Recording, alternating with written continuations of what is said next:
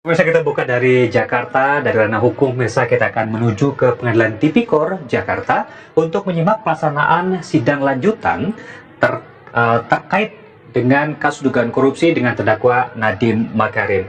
Dan agenda hari ini, pemirsa, adalah pembacaan dari tuntutan, di mana pihak pengadilan sudah membacakan tuntutannya selama 18 tahun penjara.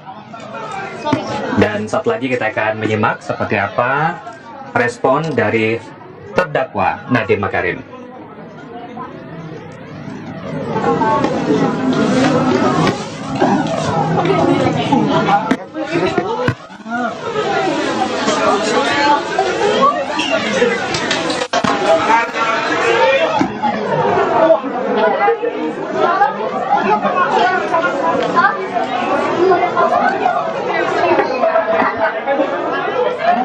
Ini adalah jadwal dari sidang lanjutan dari ex-Mendikbudristek Nadiem Makarim dengan agenda pembacaan tuntutan dari Jaksa Penuntut Umum atau JPU.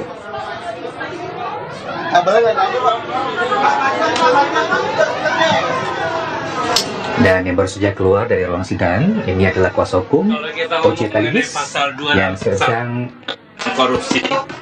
memberikan pernyataannya. Adalah Badan Pemeriksa Keuangan. Anda kan tadi dengar, kenapa Badan Pemeriksa Keuangan yang mengatakan tidak ada kerugian negara oleh jaksa, dia bilang tidak independen dan dia minta kepada hakim untuk ditolak. Itu menjadi pertanyaan, itu satu dulu. Kedua, si Romli dengan katakanlah si Panca. Panca itu dia mau ngomong mengenai Undang-Undang Nomor 30 tahun 2014. Sebelum dinyatakan tindak pidana korupsi, mesti diperiksa oleh inspektorat dulu. Apakah ini masuk katakanlah administrasi atau korupsi, itu dulu. Nah, yang saya heran yang menentukan tadi, yang menguntungkan si terdakwa mengenai BPK, kamu kan dengar. Apa wewenangnya dia? Itu kan wewenang dari hakim untuk mendengar apakah itu independen atau tidak, apalagi kan disumpah sebagai ahli. Karena Badan Pemeriksa Keuangan mengatakan tidak ada kerugian negara. Itu kan auditor juga kan. Jadi saya yang biasa membela kasus korupsi, kenapa ini dikesampingkan? Jaksa katanya takut kalau membuka mengenai hasil Badan Pemeriksa Keuangan yang mengatakan tidak ada kerugian negara. Dan yang dua orang ini, Romli dengan Panca, ahli dalam bidangnya masing-masing. Katanya ditolak karena ada hubungan apa? Konflik of interest aja. Kenapa diterima waktu disumpah sebagai ahli? Nanti di rekusitor baru ditolak. Saya nggak mengerti aja masalah ini. Oke, itu aja. Pantas sama Pak, 18 tahun. Nah, itu bombastis. Nggak ada yang 18 tahun turun jadi 4 tahun kan? Kalau saya dia bahas secara matang mengenai BPK. Kalau saya sih bebas. Kemarin kan saya bebas kan orang di Semarang, perbankan. Apa? Ya, nanti lihat aja pembelaan kan pasti bisa disangkal sama terdakwa Nadiem pasti. Ya. Dan habis itu kemudian sayangnya begini. Sebenarnya kalau mengabaikan bukti-bukti yang terungkap di persidangan, itu kan BPK kan di persidangan kan? Mereka tolak, minta sama hakim ditolak. Sedangkan hakim yang menentukan bukan mereka, kok kenapa mereka takut? Jadi mengabaikan fakta persidangan. Kalau pasal 1851 dulu diatur, itu kejahatan jabatan katanya. Apa gunanya pemeriksaan di persidangan? Tapi saya nggak tahu nanti langkah-langkahnya. Pastikan pembelaan dulu kita dengar dengan bukti-bukti yang dia majukan. Tapi pasti dia akan bahas mengenai BPK, Badan Pemeriksa Keuangan, karena itu kan yang mengatakan bahwa tidak ada kerugian negara. Itu aja. Baik, terima kasih.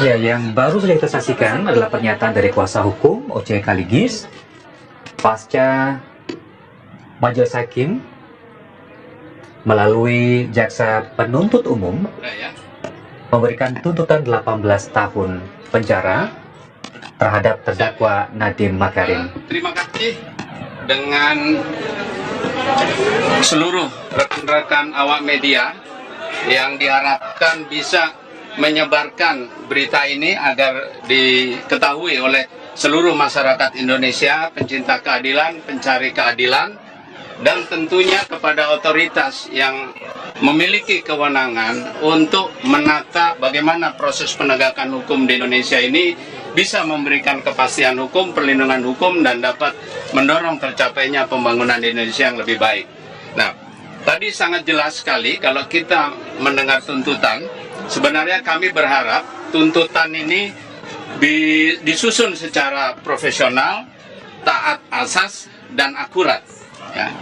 Nah, nanti kami akan menjawab dalam pledoi untuk menunjukkan bahwa dakwaan ini benar-benar disusun karena ketidaktahuan, ya, kemampuan mengetahui apa persoalan yang diperiksa untuk dijadikan dasar adanya perbuatan korupsi. Jadi karena ketidaktahuan, maka kesimpulan-kesimpulan yang diambil berdasarkan misinterpretasi tersebut, itulah yang dijadikan dasar. Contoh tadi, sudah notoire faite. Notoire faite itu adalah fakta umum bahwa founder tax itu dikenakan kepada saham pendiri. Tapi tetap tuntutan menyatakan bahwa founder tax tersebut adalah pajak penjualan. Notoire faite, ya, stock split, bahwa penambahan saham itu adalah suatu tindakan yang berasal dari stock split, ya, dengan nilai yang sama. Penambahan penilaian daripada nilai saham yang dimiliki oleh Pak Nadiem, ya, yang meningkat karena adanya penentuan harga IPO, itu dikatakan sebagai penambahan kekayaan hasil korupsi. Itu kan rahasia umum, ya. Rasanya anak sekolah SMA sekarang sudah mengetahui bahwa peningkatan harga saham karena adanya perubahan harga saham di bursa itu adalah peningkatan kekayaan karena adanya kenaikan harga saham, bukan dari hasil korupsi. Nah, hal-hal seperti ini sangat membahayakan proses penegakan hukum, ya. Apalagi tadi menyebut, dikatakan sudah ada persekongkolan antara Pak Menteri saat itu Nadiem dengan Google. Ini bukan main-main. Menyebut Google sebagai institusi internasional, ya, telah melakukan persekongkolan dengan seorang pejabat negara. Ini sesuatu yang sangat serius yang harus dibuktikan. Nah, persepsi-persepsi yang dibangun ini sangat membahayakan. Oleh karena itu, kemudian juga didukung oleh adanya ketidaktaatan terhadap asas dan norma. Jelas tadi dikatakan bahwa dalam dakwaan ini, ya, bertumpu kepada best practice. Tidak dikenal dalam sistem hukum di Indonesia best practice. Yang ada adalah asas legalitas. Ya, tidak ada asas best practice. Kalau kemudian dikatakan lebih dari 100 yang didasarkan pada best practice itu dijadikan bahwa benar, maka justru dakwaan ini membongkar bahwa selama ini telah terjadi putusan pengadilan yang mengandung miscarriage of justice. Nah, ini sangat berbahaya bagi proses penegakan hukum. Yang ketiga, akurasi. Ya, jelas bahwa keterangan saudara Poppy yang yang diberhentikan karena tidak sepaham. Jelas di dalam proses persidangan Poppy mencabut BAP-nya. Dia mengakui bahwa dia yang mengusulkan Chromebook. Nah, pengakuan persidangan ini Pak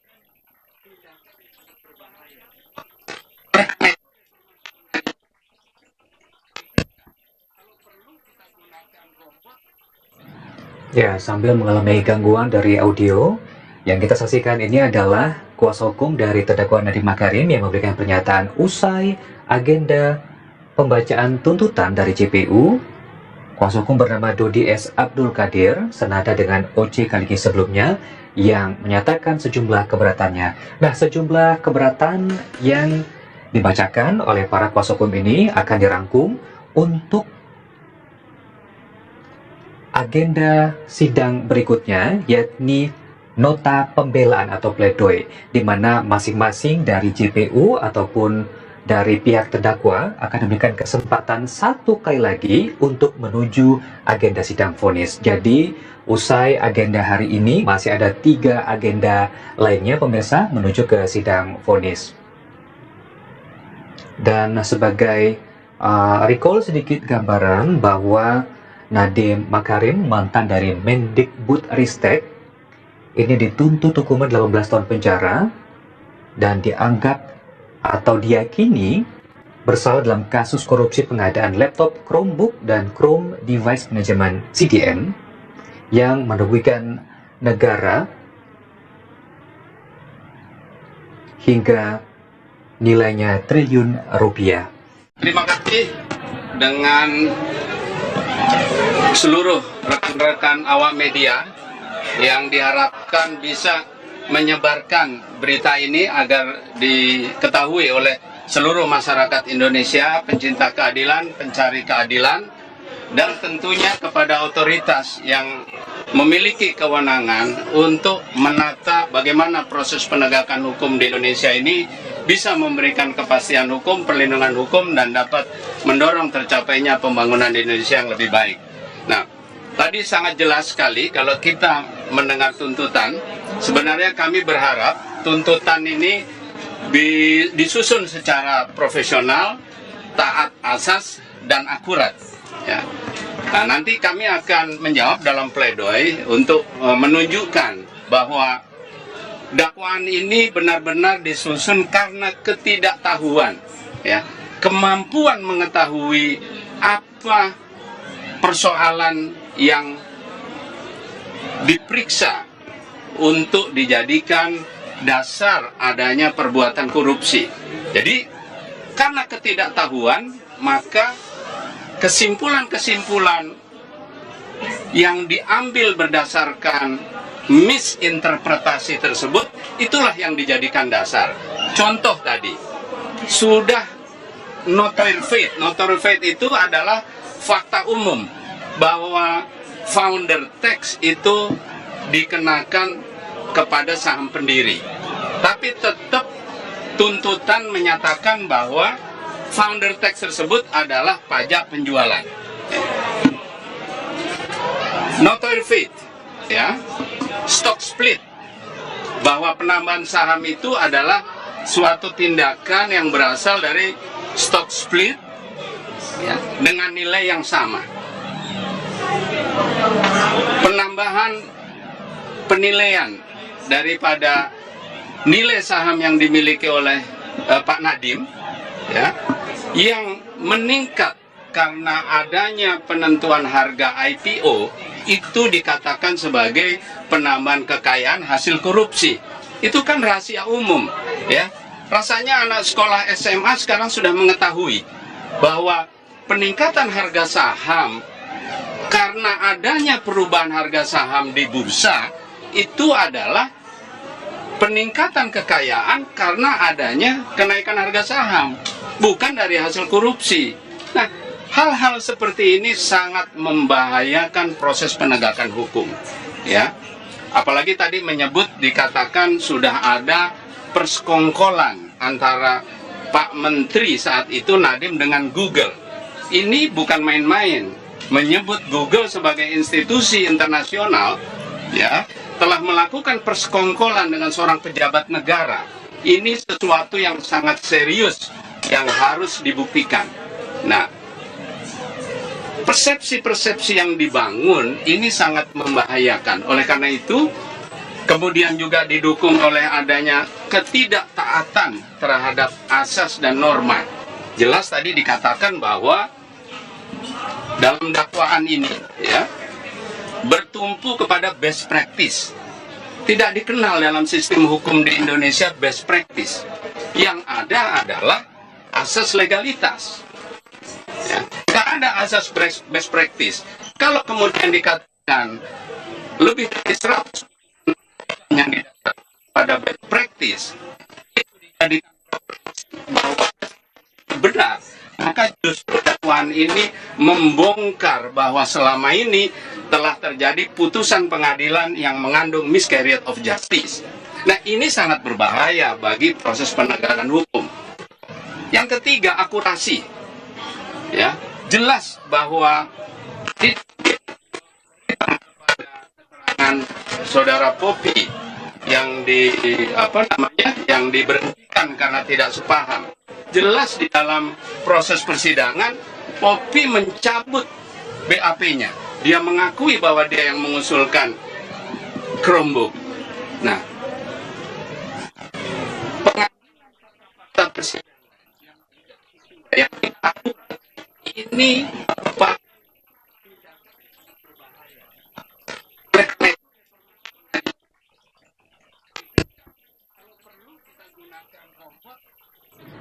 Ya, sambil mengalami gangguan dari audio, yang kita saksikan ini adalah kuasa hukum dari terdakwa Nadiem Makarim yang memberikan pernyataan usai agenda pembacaan tuntutan dari JPU.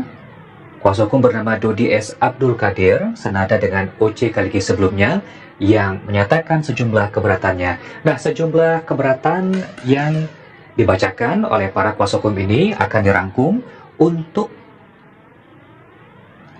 agenda sidang berikutnya, yakni nota pembelaan atau pledoi, di mana masing-masing dari JPU ataupun dari pihak terdakwa akan diberikan kesempatan satu kali lagi untuk menuju agenda sidang vonis. Jadi, usai agenda hari ini, masih ada 3 agenda lainnya pemirsa menuju ke sidang vonis.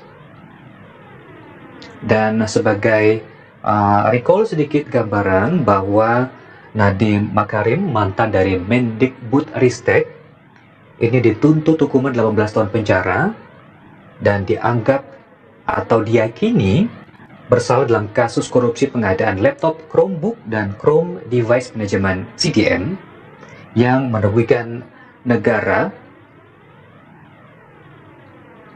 hingga nilainya triliun rupiah.